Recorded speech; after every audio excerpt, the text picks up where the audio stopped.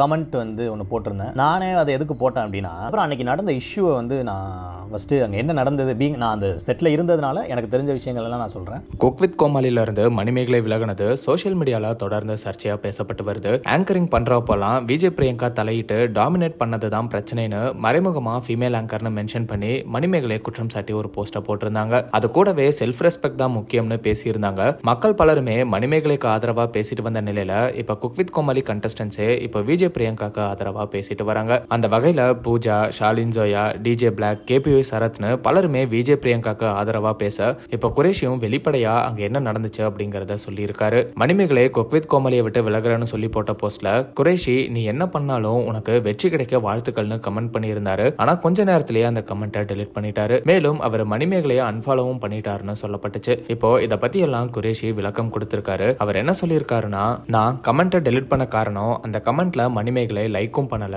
ரிப்ளையும் பண்ணல.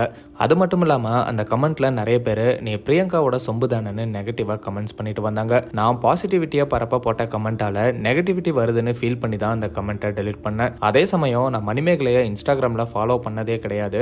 மணிமேகலைக்கும் விஜய் பிரியங்காக்கும் எப்படி பிரச்சனை ஸ்டார்ட் ஆச்சு அப்படிங்கறத நான் சொல்றேன். திவ்யா துரைசாமி எலிமினேட் ஆகும்போது பிரியங்கா பத்தி பேசியிருந்தாங்க. அப்போ பிரியங்காவும் திவ்யா துரைசாமி பத்தி பேசிக்கவான்னு கேட்டாங்க. ரக்ஷன் சரின்னு சொன்னாரு. ஆனா மணிமேகலை எந்த ரியாக்ஷனும் இல்லாம இருந்தாங்க. அதுக்கப்புறம் பிரியங்கா திவ்யா துரைசாமி பத்தி பேசும்போது மணிமேகலை தான் பிரியங்கா நீங்க பேசினது போதும், ஆல்ரெடி நீங்க தான் ஆங்கரிங் பண்றீங்கன்னு வெளியே பேசிக்கிறாங்க, அதனால இப்ப பேச வேணாம்னு சொன்னாங்க. ஒரு கண்டஸ்டன்ட் எலிமினேட் ஆகுறாங்க, அவங்க பிரியங்கா பத்தி பேசுறாங்க, பதிலுக்கு பிரியங்கா அவங்கள பத்தி பேசுறாங்க. இதுல ஆங்கரிங் பண்ணணும் அப்படிங்கிற எண்ணத்துல பேசுற மாதிரி எதுவும் இல்லையே. மணிமேகலை அப்படி சொல்லவே பிரியங்கா அப்செட் ஆகி செட்டை விட்டு போயிட்டாங்க. அதுக்கப்புறம் பிரியங்கா ப்ரொடக்ஷன் டீம் கிட்ட மணிமேகலை கிட்ட அடுத்த வாரம் எபிசோடப்போ இந்த விஷயத்தை பத்தி தெரியப்படுத்திட்டு அப்படியே ஜாலியா ஷோ ஸ்டார்ட் பண்ணிடலாம்னு சொல்லியிருக்காங்க. ஆனா மணிமேகலை அதை பத்தி எல்லாம் அக்னாலேஜ் பண்ண முடியாதுன்னு சொல்லிட்டாங்க. இப்படிதான் பிரச்சனை ஸ்டார்ட் ஆகி அதுக்கப்புறம் மணிமேகலை நான் பிச்சை எடுத்தாலும் பரவாயில்லன்னு சொல்லிட்டு ஷோ விட்டு போயிட்டாங்க. நான் பிரியங்கா சொம்பு தூக்கின்னு சொல்றாங்க. நான் பிரியங்காவை நிறைய முறை ஷோல ஓப்பனா கிண்டல் பண்ணியிருக்கேன். மணிமேகலை கூட தான் சிவாங்கி குக்கா வரும்போது நீ எல்லாம் குக்கான்னு பேசி துப்பி இருக்காங்க. அப்போ செல்ஃப் ரெஸ்பெக்ட் ஒன்றும் ஆகாதா? இப்போ ரக்ஷனை விட மணிமேகலை தான் அதிகமா பேசுறாங்க. அப்போ ரக்ஷன் மணிமேகலையை டாமினேட் பண்றாங்கன்னு சொல்றாரா? இதெல்லாம் ஷோல சும்மா ஃபன்னுக்காக பண்றது பேசுறது. இது ஒரு பிரச்சனையா பேசுறது தான் சரியா படல.